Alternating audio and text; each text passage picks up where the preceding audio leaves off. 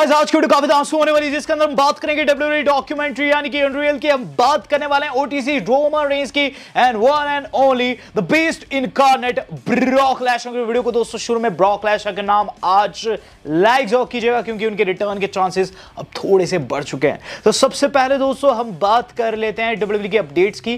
तो गाइस सबसे पहले अपडेट जो आज की हमारी जुड़ी है वो जुड़ी है ओमास से।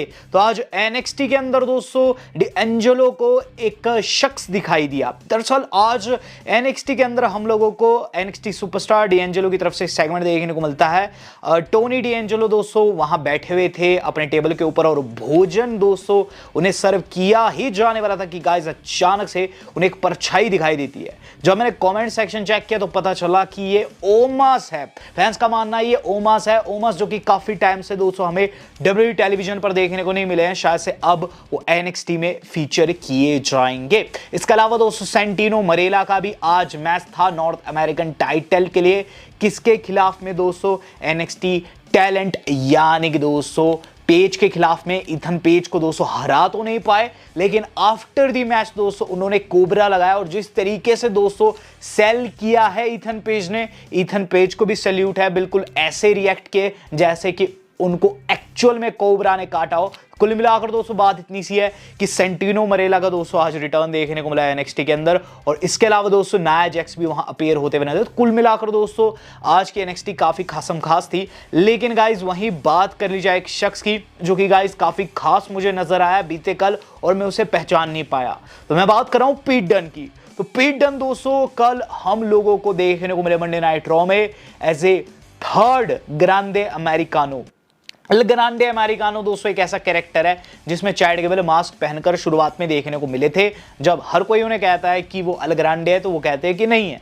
उसके बाद दोस्तों उनकी बातों पर विश्वास तब होता है जब हमें काइजर देखने को मिलते हैं मास्क पहने हुए। ऑब्वियसली उनकी इंजरी के बाद उनकी जगह ले ली थी काइजर ने, लेकिन अब हद हो गई है क्योंकि दोस्तों हमें कल रॉ के अंदर तीसरा एल ग्रांडे अमेरिका देखने को मिला। और मुझे पहले लगा कि ये चैड है, लेकिन बाद में दोस्तों किसी ने कमेंट किया और फिर मैंने चेक किया ये कोई और नहीं, ये पीट डन है। तो पीट डन भी एल ग्रांडे अमेरिकानो बन चुके हैं और मुझे अब समझ नहीं आ रहा दोस्तों स्टोरी लाइन किस और जाएगी। पहले लग रहा था कि रियल वर्सेस फेक होगा, लेकिन अब दोस्तों रियल वर्सेस फेक मुझे दिखता हुआ नजर आ रहा है। वेल जो भी है दोस्तों समझ नहीं आ रहा है हुआ क्यों है, लेकिन मजा बहुत आएगा अगली रॉ में दोस्तों। हमें दो एल ग्रांडे देखने को मिलेंगे। बात कर ली जाए दोस्तों इस अगली न्यूज की, तो इससे अगली न्यूज जो आज की हमारी जुड़ी हुई है वो जुड़ी हुई है दोस्तों हमारे अपने ड्रू मैकिंटायर से। तो ड्रू मैकिंटायर के ऊपर काफी सॉलिड अपडेट आ गई है गाइस। ड्रू मैकिंटायर जो है वो समर स्लैम का पार्ट होने वाले हैं। इससे पहले लग रहा था कि शायद से वो समर स्लैम में ना हो क्योंकि उनका कुछ दोस्तों वीजा वूजा का इशू आ गया था और गाइस उन्हें एयरपोर्ट से वापस जाने को कह दिया था। यूके वो गए थे, इंग्लैंड गए थे बेसिकली, और इंग्लैंड के दोस्तों एयरपोर्ट पर उन्हें मना कर दिया गया और वापस भेज दिया गया देश में, जिसके बाद लगने लगा कि US वो ट्रैवल नहीं कर पाएंगे और उनका मैच समर स्लैम वाला जो है कैंसिल हो जाएगा। लेकिन अब अपडेट आ चुकी है, बताया जा रहा है कि WWE are confident Drew McIntyre will be back in US for SummerSlam this weekend. तो अभी तक ये मैच कैंसिल नहीं किया W वालों ने और W वाले कॉन्फिडेंट है, यानी कि दोस्तों यहाँ ऊपर तक पहुंच लगवाई जाएगी और ड्रू मैकिंटायर दोस्तों आपको अवश्य देखने को मिलेगा इस मैच में। बात कर लेता हूँ दोस्तों इस अगली बड़ी अपडेट की। इससे अगली न्यूज जो आज की हमारी जुड़ी हुई है वो जुड़े दोस्तों WWE के डॉक्यूमेंट्री अनरियल से। तो इसके दोस्तों 5 एपिसोड जो है आ चुके हैं और WWE अनरियल दोस्तों वाकई में देखकर ऐसा लगा कि ये अनरियल है। तो रेसलिंग की दुनिया में दोस्तों केफैब का मतलब होता है असत्यता को सत्यता के तरीके से दर्शाना और से एक ऐसी चीज को निभाना जो कि सत्य नहीं है। आप पास्ट में देखते थे कि सुपरस्टार जो है केफैब जो था उसे ब्रोक नहीं करते थे। अगर कोई डेडमैन है ऑन स्क्रीन तो ऑफ स्क्रीन भी कहीं ना कहीं वो कम दिखाई देता था या फिर दोस्तों कह लीजिए वो डेडमैन की भांति ही लगता था। पास्ट में दोस्तों कई ऐसे स्टार्स रहे हैं जैसे कि आयरन शेक जो कि दोस्तों केफैब को मरते दम तक निभाते रहे और ऐसा दर्शाते रहे कि उनकी राइवलरीज रियल थी। लेकिन दोस्तों जैसे जैसे समय बढ़ रहा है और जैसे जैसे विंस की एरा खत्म हुई है, यहाँ दोस्तों केफैब जो है पूरे तरीके से डेड हो चुका है। और आज की दुनिया में दोस्तों हम रेसलिंग को स्क्रिप्टेड स्पोर्ट्स की कैटेगरी में रखते हैं। बस यही चीज इस डॉक्यूमेंट्री में पता चलती है। इसके अंदर दोस्तों हमें रॉयल रंबल से लेकर रेसलमेनिया के बीच में जो कुछ हुआ पता चलता है। 2-3 चीजें। सबसे पहली चीज एक अभी से कुछ समय पहले ग्राफिक जो है काफी लीक हुआ था वो रियल था गाइस। ये जो ग्राफिक है जिसमें आपको रेसलमेनिया 41 का प्लान पता चल रहा है, रियल था, इसमें पता चलता है इस डॉक्यूमेंट्री में, वहां दिखाया जाता है रोमन रेंस का रोलेंस के खिलाफ मैच होना था। पंक कैसे ऐड हुए, तो इसके अंदर दोस्तों सिंपल सा फंडा ये था कि पंक जब नहीं जीत पाया रॉयल रंबल को, तो उसके बाद जब ये ट्रिपल थ्रेट बना तो बातचीत लगती है और डिसाइड क्या किया जाता है। सबसे पहले डिसाइड ये होना था कि पॉल जो है वो धोखा दे देंगे पंक को, लेकिन पंक जीत जाएंगे। ये ट्रिपल एच का प्लान था, लेकिन इसे ड्रॉप किया गया और एक प्रोड्यूसर के कहे पर दोस्तों इसे बना दिया गया कि सेथ जो है वो पॉल का साथ देंगे, जिससे दोनों को धोखा फील हो। तो पहली चीज तो ये कि एक्चुअल प्लान ये थे कि वहां पॉल धोखा तो देंगे पंक को, लेकिन पंक जीत जाएंगे। लेकिन एंड ऑफ द डे दोस्तों चूज यही हुआ कि सेथ जीतेंगे और सेथ के साथ पॉल जाएंगे। पहली चीज है। दूसरी चीज है कि यहां रोमन रेंस को लेकर दोस्तों उतने डिस्कशंस नहीं थे। इवन रोमन रेंस पर दोस्तों उतना ज्यादा फोकस नहीं दिखाई दिया इस डॉक्यूमेंट्री में। और आपको बता दूं दोस्तों ज्यादा फोकस था अमेरिकन नाइटमेयर के ऊपर। तो कोडी रोड्स का दोस्तों डिसीजन काफी इंपॉर्टेंट था जब वो अपनी सोल बेचने को जाते हैं रॉक की तरफ। तो क्या एक्चुअल में वो सोल बेचने वाले थे? तो जवाब है जी नहीं, ऐसा नहीं होना था, बल्कि जो आपने देखा वो भी नहीं होना था। एक्चुअल में दोस्तों रॉक क्या चाहते थे, जिन्हें इतनी गालियां पड़ रही है, रॉक एक्चुअल में चाहते थे कि वहां कोडी मना कर दे सोल बेचने से और उसके बाद रॉक उनका मैच बना दे केविन ओवेंस के साथ में, क्योंकि उस टाइम पर ओवेंस के साथ भी उनकी राइवलरी चल रही थी। तो ओवेंस के साथ मैच बनेगा जिसमें रॉक उनकी हेल्प करेंगे, इवेंचुअली केविन ओवेंस चैंपियन बन जाएंगे। पहले ये प्लान था जिसे दोस्तों ड्रॉप कर दिया गया, यानी कि रॉक की इसमें कोई भी गलती नहीं है जो कुछ हुआ। और उसके बाद दोस्तों बात लगती है इस चीज के ऊपर कि तो फिर क्या होगा। तो यहां दोस्तों जो सीना है उनका नाम आगे किया जाता है। किसी ने नहीं सोचा था कि गाइस सीना हेल टर्न लेंगे, लेकिन सीना को भी इससे कोई ज्यादा दिक्कत नहीं थी। इवेंचुअली दोस्तों जॉन सीना हेल टर्न लेते हैं और उसके बाद दोस्तों हम लोगों को जो कुछ देखने को मिला उसके आधार पर रेसलमेनिया बिल्ड हुई है।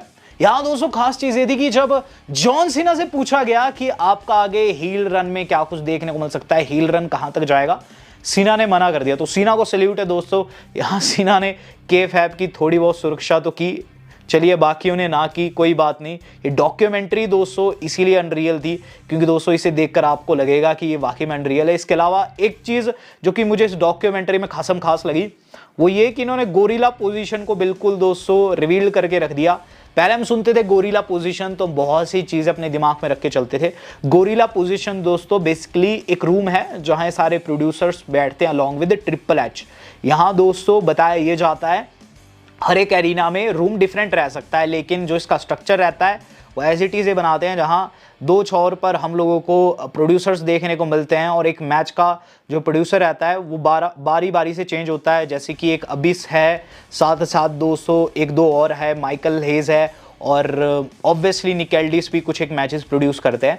तो ये सारे के सारे चेंज होते रहते हैं मैच दर मैच। और ट्रिपल एच का दोस्तों आखिरी कॉल रहती है। रेफरीज जो रहते हैं वो इन प्रोड्यूसर्स के साथ कांटेक्ट में रहते हैं और इन ऑफिशियल्स के साथ दोस्तों वो वार्तालाप करते रहते हैं, उनके जो कान में माइक्रोफोन लगा रहता है उसके थ्रू। तो बहुत सी चीज़ें इसके अंदर रिवील की गई है जो कि मेरे हिसाब से गलत भी है। ऐसा क्यों है? क्योंकि दोस्तों कहीं ना कहीं ये रेसलिंग की दुनिया के बारे में बहुत सारे राज उजागर करती है। बहुत से लोगों के लिए दोस्तों इंटरेस्टिंग रह सकती है, लेकिन बहुत से लोगों के लिए दोस्तों हार्ट ब्रेकिंग रह सकती है। तो अगर आप रेसलिंग की दुनिया के बारे में दोस्तों राज जानना चाहते हैं तो आप इसे देख ज़रूर सकते हैं। लेकिन दोस्तों यहाँ हम बात कर लेते हैं आज की अपनी अहम खबरों की। तो गाइज अहम खबरों में 3 अपडेट सबसे अहम है। सबसे पहले विंस मैकमैन का दोस्तों एक्सीडेंट हो गया। यस गाइज काफ़ी बुरी अपडेट है। मुझे दोस्तों विंस इसलिए भी पसंद थे क्योंकि वो केएफएफ को बनाए रखने में विश्वास रखते थे।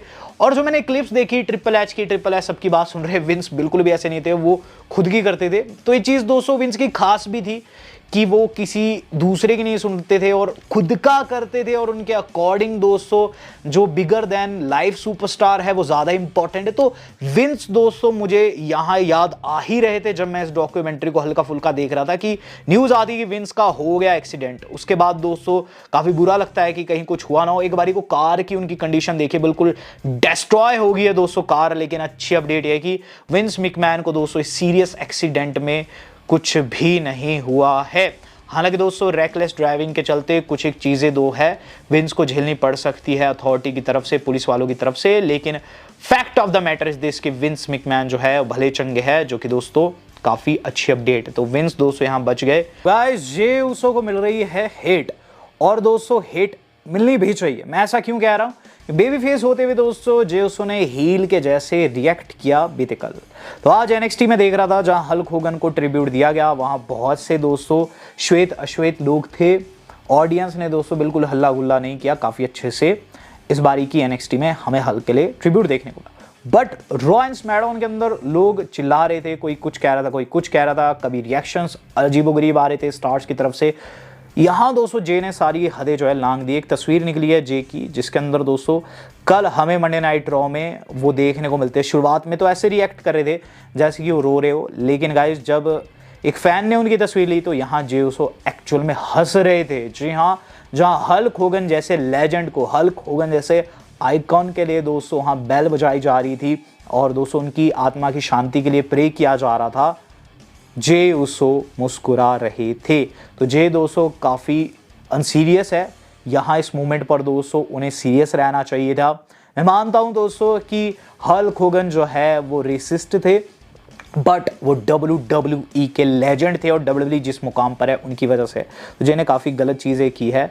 एक और गलत चीज़ दोस्तों हो सकती है इस बारी की समर स्लैम में, जो कि कोई एक्सपेक्ट नहीं कर रहा है। यह है दोस्तों ब्रॉक लेसनर की वापसी। जी हाँ, ब्रॉक लेसनर की वापसी के चांसेस डबल हो चुके हैं। दरअसल दोस्तों कल हमें मंडे नाइट रॉ में रोमन रेंस का जो प्रोमो है वो कॉपी करते हुए नजर आते हैं ब्रॉन ब्रेकर, जहां दोस्तों वही चीज़ कहते हैं कि ये रिंग मेरी है, ये रोप्स मेरी है, ये लोग मेरे हैं। ये जो लाइंस है ये रोमन ने ब्रॉक लेसनर के खिलाफ में कही थी। ये तो दोस्तों रही थोड़ी बहुत रिजेम्बलेंस की बात और थोड़े बहुत सिमिलरिटी की बात, बट यहाँ दोस्तों यूएसए नेटवर्क वालों ने एक पहेली जो है अपलोड की थी ट्विटर के ऊपर, और इसके अंदर दोस्तों वो लिखते हैं first 3 words you spot are your SummerSlam prediction. तो समर स्लैम प्रेडिक्शन बेसिकली दोस्तों उन्होंने वर्ड्स के थ्रू यहाँ डाल रखी थी, जो कि हमें ढूंढनी थी। वर्ड्स दोस्तों जम्बल्ड थे और यहाँ दोस्तों जब ढूंढी गई तो इसके अंदर दोस्तों ब्रॉक लेसनर का BROC के पूरा नेम दोस्तों निकलकर सामने आ गया। तो क्या ये WWE वाले जानबूझकर किए हैं? मेरे हिसाब से हाँ ऐसा ही है, क्योंकि बीते 1 महीने में ब्रॉक लेसनर को लगभग 5 से 6 बारी मेंशन कर दिया गया है रॉ के अंदर। दोस्तों कहीं ना कहीं उनके जो प्रोमोज है वो डिलीवर किए जा रहे हैं, उनके जो कैच फ्रेजेस है वो सुनने को मिल रहे हैं, वेबसाइट्स के ऊपर दोस्तों उनकी प्लेलिस्ट रन कर रही है, उनके मर्च बिक रहे हैं, और यहां दोस्तों यूएसए नेटवर्क वालों ने भी टीज ड्रॉप कर दिया है। तो क्या ब्रॉक लेसनर आ सकते हैं समर स्लैम में? वेल ये तो समय बताएगा, लेकिन गाइस अगर आते हैं और ब्रॉन ब्रेकर की टीम को ज्वाइन कर लेते हैं तो काफी क्रेजी वाला सीन बन सकता है। अब देखते हैं क्या कुछ रहता है। वीडियो मेरी आज की इतनी थी। वेल दोस्तों आज तक के लिए इतना ही। धन्यवाद, शब्बा खैर।